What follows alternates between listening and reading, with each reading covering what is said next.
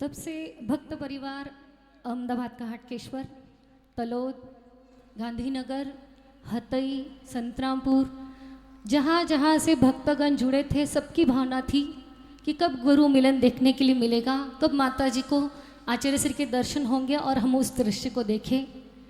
इस दृश्य को देखने के लिए आज सुबह से सबकी भाग दौड़ लगातार बनी रही, पर सबकी शिकायत हो गई कि माता जी आपने अंदर ही मिलन कर लिया, हमें तो आकर कुछ मिला ही नहीं देखने के लिए। पर देखो, कम से कम साक्षी तो बनी इस दृश्य के, ये तो पुण्य कमाने के लिए मिला, इसलिए ये नाराजगी नहीं पालना कि दृश्य देखने के लिए नहीं मिला। सबसे बड़ा गुरु मिलन का साक्षी होना ये भी कोई कम बात थोड़ी ना थी आप लोगों के लिए। चलिए इसी के साथ आचार्य भगवान हाटकेश्वर की, अहमदाबाद की हाटकेश्वर की समाज आपके चरणों में चतुर्मास के लिए श्रीफल निवेदन करना चाहती है। आने आदिनाथ भगवान की, अनंतानंत सिद्ध ब्रह्मेष्टि भगवान की जय। बोलो परम पूज्य, जय बोलो चिंतामणि पार्श्वनाथ भगवान की जय। बोलो परम पूज्य आचार्य श्री आदि सागर जी महाराज की जय। बोलो परम पूज्य आचार्य श्री महावीर कीर्ति महाराज की जय। बोलो परम पूज्य आचार्य श्री विमल सागर महाराज की जय। बोलो तपस्वी सम्राट आचार्य श्री सन्मति सागर जी गुरुदेव की। गुरुदेव मेरे शीश पर नित आपका ही हाथ हो, छूटे मेरे जब प्राण तन से आपका ही साथ हो, गुरु आपका ही साथ हो। निश्चय ही प्रभुवर वीर के इस युग में तुम अवतार हो, निर्दोष चर्या पालते जैसे तुम्ही समय सार हो, जैसे तुम्ही समय सार हो। पाषाण रीता देह का हे नाथ तुम ही प्राण हो, पाषाण रीता देह का हे नाथ तुम ही प्राण हो।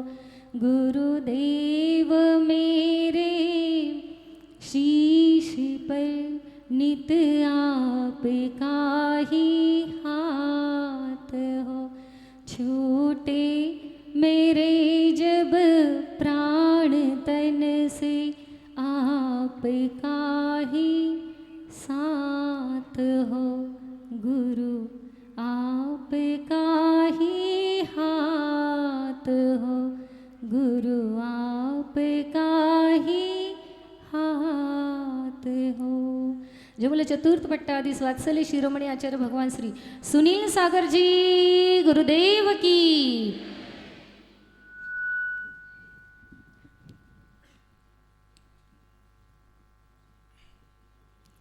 कार्तिक कृष्ण अमावस्या, दीपावली का वह पावन दिन, जिस दिन श्री राम जी अपने छोटे भाई लक्ष्मण जी और पत्नी सीता जी के साथ 14 साल का वनवास पूरा करके अयोध्या पधारे थे। जैसा वनवास श्री राम जी को मिला था, ऐसा ही वनवास हम लोगों को भी मिला था। अंतर इतना था कि श्री राम जी का वनवास केवल सिर्फ और सिर्फ 14 वर्ष का था, और हमारा वनवास का काल उससे बहुत बड़ा बहुत बड़ा बहुत बड़ा था। माता जी कितना बड़ा था? श्री राम जी का तो 14 साल का था, अगर वर्ष के हिसाब से हमारा गिनते हैं तो 3 वर्ष का, 3 वर्ष में 1 डेढ़ माह कम है। माह के हिसाब से गिनते हैं तो 34 माह का, और दिन के हिसाब से गिनते तो 1045 दिन। बहुत बड़ा वनवास। माता जी आप तो बोल रहे थे कि बहुत बड़ा वनवास है, श्री राम जी से भी आपका बड़ा वनवास है, पर श्री राम जी का तो 14 साल है, आपका तो सिर्फ 3 साल का। हाँ, भले ही अंक में श्री राम जी का 14 साल का है और हमारा सिर्फ 3 साल का है, पर वह 3 साल का एक एक क्षण, एक एक पल, एक एक समय, जो दुख, जो वेदना, जो पीड़ा हमने भोगे हैं, वह 14 साल से भी बहुत बड़ी थी, बहुत बड़ी थी। क्यों माता जी, क्या आपको भी श्री राम जी के जैसा पत्थरों पर सोना पड़ा था, कांटों पर चलना पड़ा था, भूखा रहना पड़ा था, बहुत सारे संकटों का सामना करना पड़ा? नहीं नहीं, ना हम कोई पत्थरों पर सोए, ना कांटों पर चले, ना कोई भूखा रहना पड़ा, ना ही हमने कोई बहुत बड़े संकट देखे। फिर हाँ, समझ गए माता जी।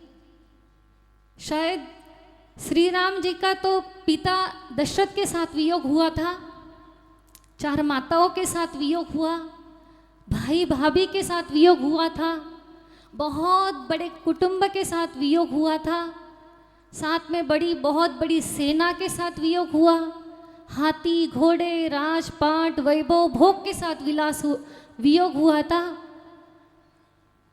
क्या आपका इनसे भी ज़्यादा वस्तुओं से, इनसे भी ज़्यादा व्यक्तियों से आपका वियोग हुआ था? नहीं, हमारे इतना सारे वस्तुओं से वियोग नहीं हुआ, ना ही इतने सारे व्यक्तियों से वियोग हुआ। हाँ, एक व्यक्ति से जरूर वियोग हुआ था। वह वियोग,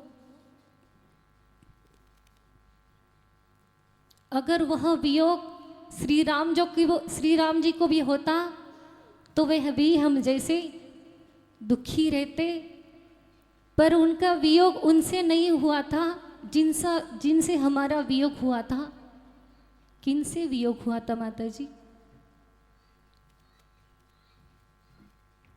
सबसे बड़ी अमूल्य निधि गुरु से।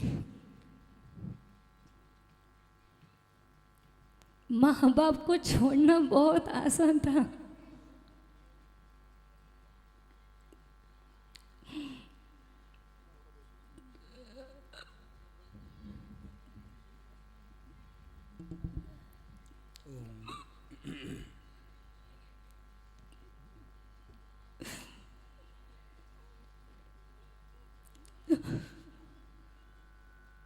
दस मिनट 2 मिनट तो रोने में निकल गए।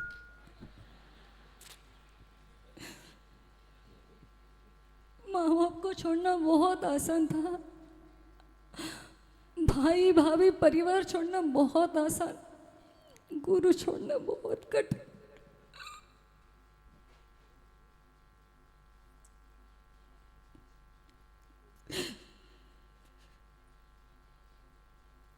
छोड़ा थोड़ी है, प्रभाव ना करके आ गए बस, अब बाद में प्रवचन करना है ना।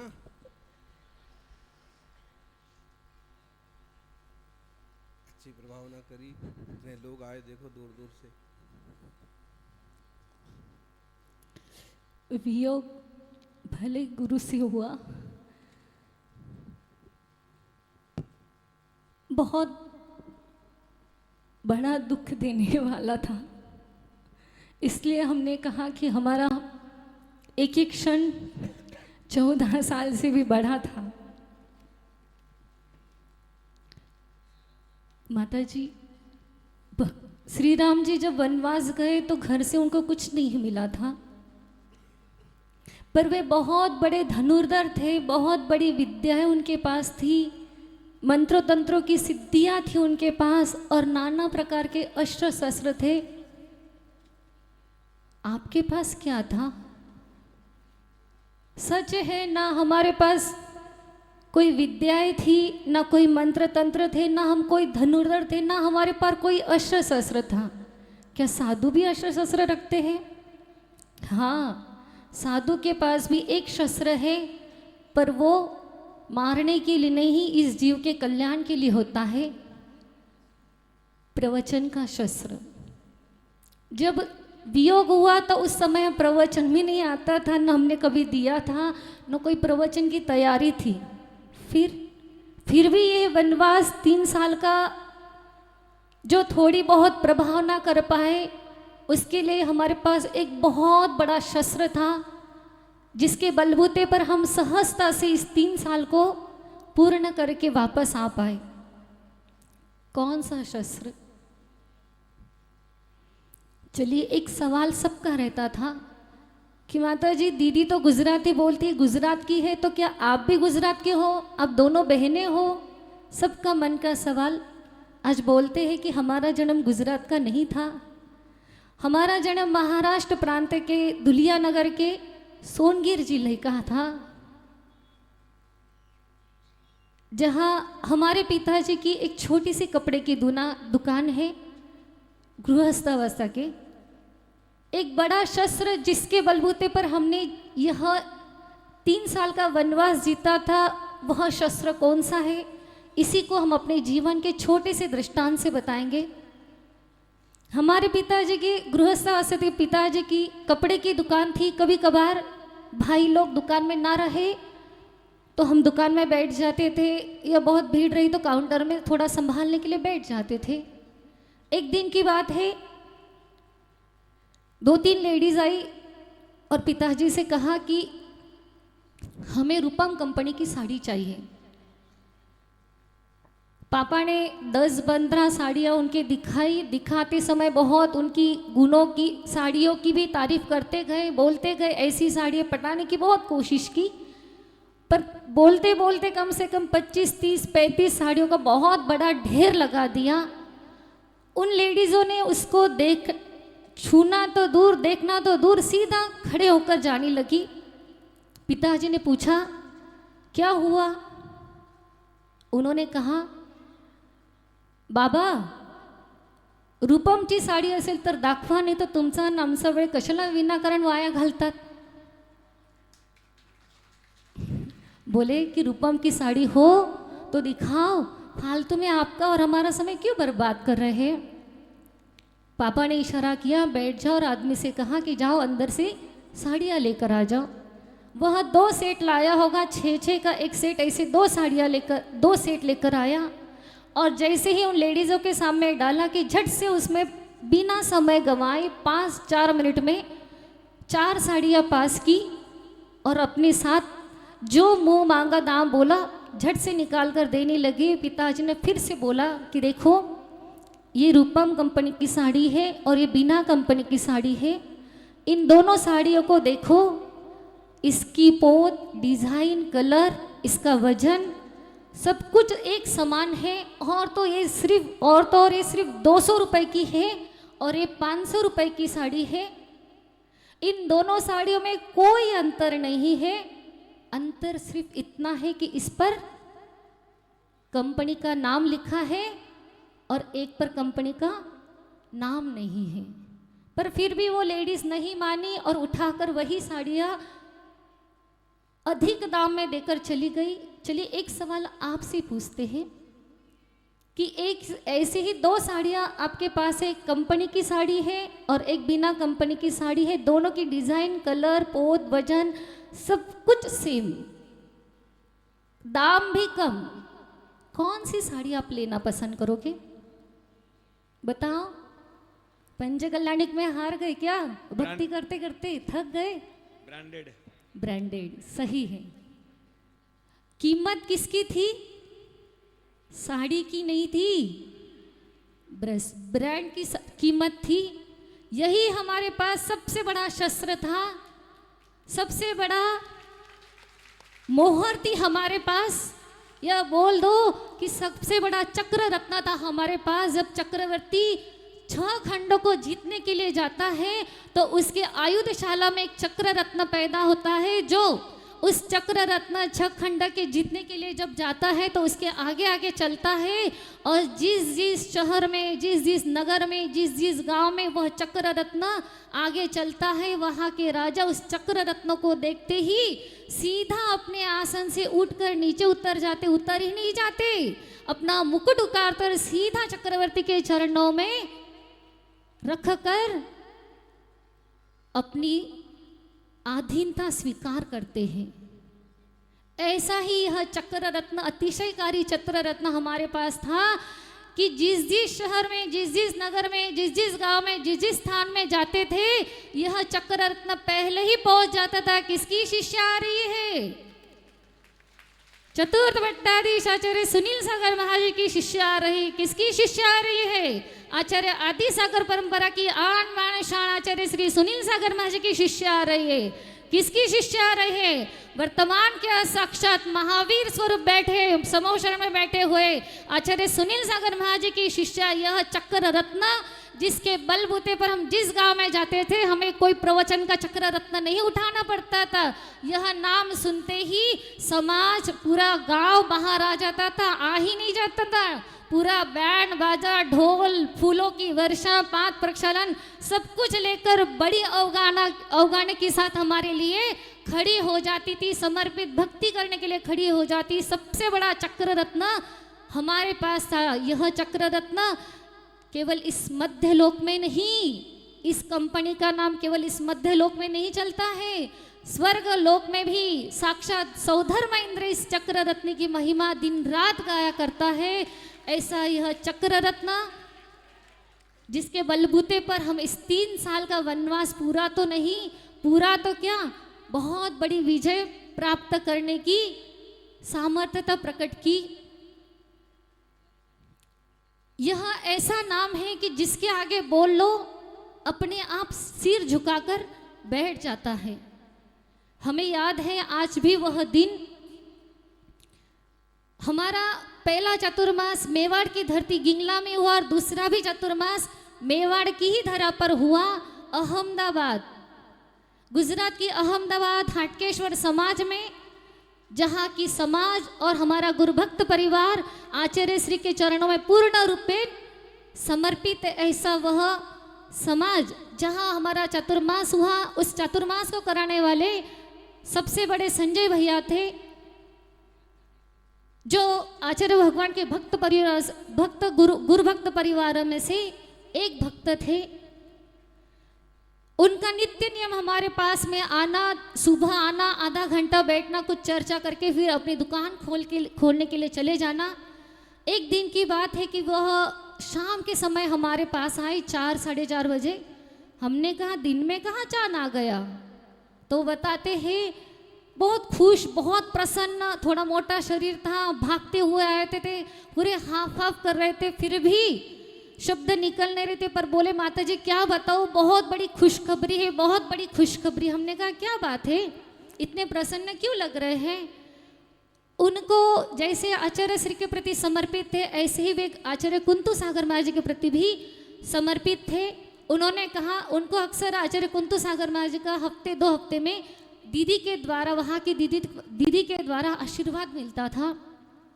ऐसे ही उस दिन भी शाम में से आचार्य कुंतु सागर महाराज का उनको फोन आया, और आने के बाद पहला ही सवाल बोले, मुझे आज गुरुदेव ने पूछा, क्यों रे संजय, तेरा यहाँ चातुर्मास कैसे चल रहा है, माता जी और दीदी कैसे है? तो संजय भैया ने कहा कि क्या कहूँ गुरुदेव, आज तक हाटकेश्वर में ऐसा चातुर्मास नहीं हुआ, ऐसा ऐतिहासिक पहली बार चातुर्मास इस हाटकेश्वर में हो रही है। और उसकी के साथ साथ दीदी और माताजी बहुत सरल है, क्या कहे, बहुत प्रशंसा की उन्होंने, जो कहा पता नहीं, पर उन्होंने जब कहा तो उस पर आचार्य कुंतु सागर महाराज ने क्या कहा होगा पता है आप लोगों को? आचार्य कुंतु सागर महाराज कहते हैं, हाँ भैया बढ़िया तो वेगीस ना, आखिरकार शिष्य कनी है सुनील सागरनी। तो जन्ना गुरु शिष्य सुनील सागर अत्र बढ़िया वे, वनी शिष्य संग भी तो बढ़िया ज वेगी ना। વાણી તો વાત જ નહીં વે, વાતો અબાણ સમાજમાં टॉप फर्स्ट पर ચાલી રહ્યો। थोड़ी मेवाड़ी नहीं जमती। अब महाराज जी जिस भाषा में बोले थे हमें संजय भाई ने बताया, तो बोलते हैं कि अत्रा कम उम्र में अत्रो बड़ा संचालन खूब बढ़िया है, खूब बढ़िया है। वे उद्गार खाली सुनील सागर महाराज का नाम, कोई भी तपोवृद्ध साधु हो, कोई भी संत हो, कोई भी धरा का कणकण हो, उनके आगे बोल दो तो महिमा अपने आप गाने के लिए बैठ जाता। ऐसा यह चक्र रत्न जिसके नाम के बलबूते पर हमने यह थोड़ा बहुत यश प्राप्त किया, इस चक्र रत्न के साथ इस वनवास को पूर्ण करके विजय प्राप्त करना सबसे बड़ा श्रेय जाता है श्रेया को। गुरु से ही निकल गया, सब जानते हैं। जहाँ जहाँ गए, जिस जिस धरा पर गए, सबका एक ही शब्द कि माता जी दीदी की कितनी बड़ी सेवा है, भक्ति है आपके प्रति, सच है।